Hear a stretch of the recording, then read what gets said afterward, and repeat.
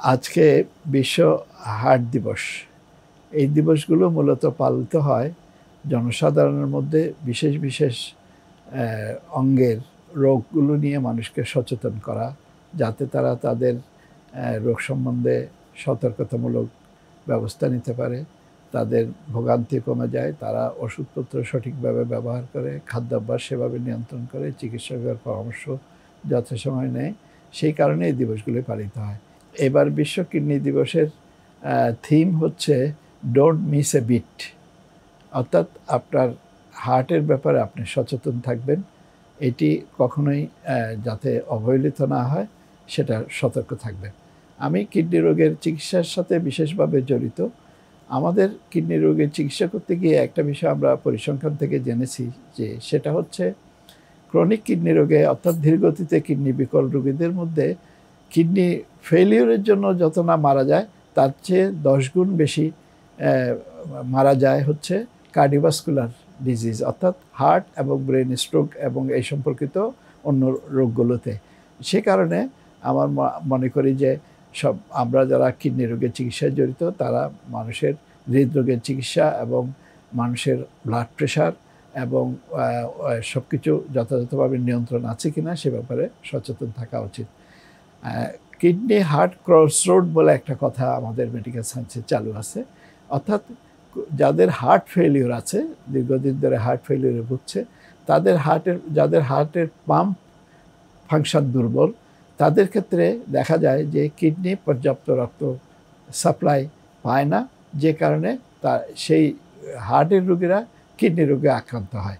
আবার chronic kidney রোগে যারা ভুগছে, তাদের অন্যতম একটি কোমরবিডিটি বলি আমরা, যে সহযোগী ডিজিজ, সেটা হচ্ছে উচ্চ রক্তচাপ। অর্থাৎ ক্রনিক কিডনি রোগ ডায়াগনোসিস করার সময় আমরা দেখি রোগীটার উচ্চ রক্তচাপ আছে কিনা, তার রক্তশূন্যতা আছে কিনা, এই ধরনের কিছু জিনিস আমরা সবসময় খেয়াল রাখি। কারণ উচ্চ রক্তচাপ অনেক দিন ধরে যদি চলে, যেমন ধরেন আমরা বেনাইন এসেনশিয়াল হাইপারটেনশন বলি, সেটা 15-20 বছর যদি কেউ এটাতে ভোগে, তার ক্রনিক কিডনি রোগ হওয়ার সম্ভাবনা অনেক অনেক বেড়ে যায়। তার প্রস্রাবে প্রোটিন, অর্থাৎ যেটা আমিষ জাতীয় জিনিস, অ্যালবুমিন নির্গত হয়, এবং সেটা দেখে আমরা সেটাকে একটা মার্কার হিসেবে বিবেচনা করি। আমরা মনে করি যে তার উচ্চ রক্তচাপ থেকে ক্রনিক কিডনি রোগ হচ্ছে বা হয়ে গেছে।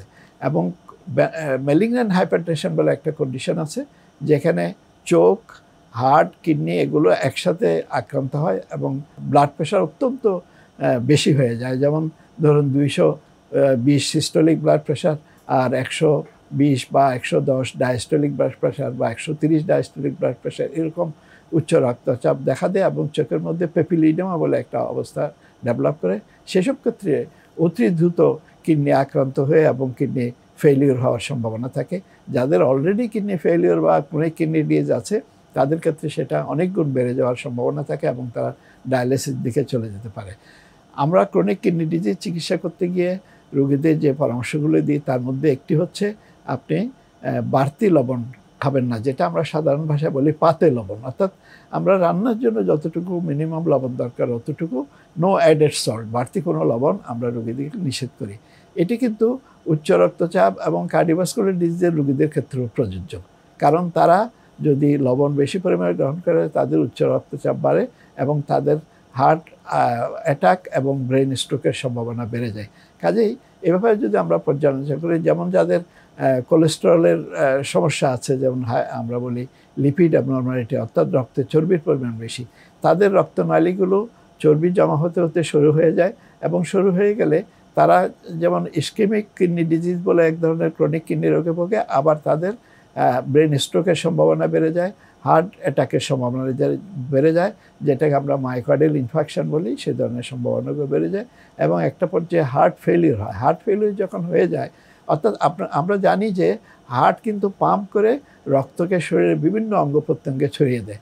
যদি হার্ট নিজেই দুর্বল হয়ে যায়, সে যদি পর্যাপ্ত পরিমাণ পাম্প করতে না পারে, যেটাকে আমরা ইজেকশন ফ্র্যাকশন বলি 65%, সেটা যদি কমে যায়, যেমন ধরুন সেটা 30%, 25%, 20%-এ কমে যায়, তার মানে হচ্ছে সে ব্লাডকে যথাযথভাবে পাম্প করতে পারছে না। পাম্প করতে না পারলে ব্রেইনে অক্সিজেন সরবরাহ কমে যায়, হার্টের নিজের মধ্যে অক্সিজেন সরবরাহ কমে যায়, কিডনিতে, লিভারে, বিভিন্ন জায়গায় অক্সিজেন সরবরাহ কমে যায়। কাজেই একটা গ্লোবাল অর্থাৎ সার্বিকভাবে একজন মানুষ তার ভাইটাল অর্গানস যেগুলোর উপর সে টিকে থাকে, সে অঙ্গগুলো ধীরে ধীরে অসুস্থ হয়ে পড়ে এবং একটা সময়ে এন্ড স্টেজ কিডনি ফেলিওর বা অন্য ইস্কেমিক লিভার ইনজুরি, এ ধরনের বিভিন্ন রকম রোগে সে আক্রান্ত হয়।